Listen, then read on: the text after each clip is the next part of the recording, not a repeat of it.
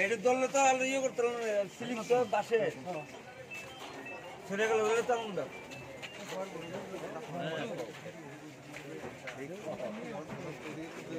তুমি অসুস্থ মানুষ কি করে দেন? আমরা 10 বারি দাদুনিক করে। কিভাবে লাগছে?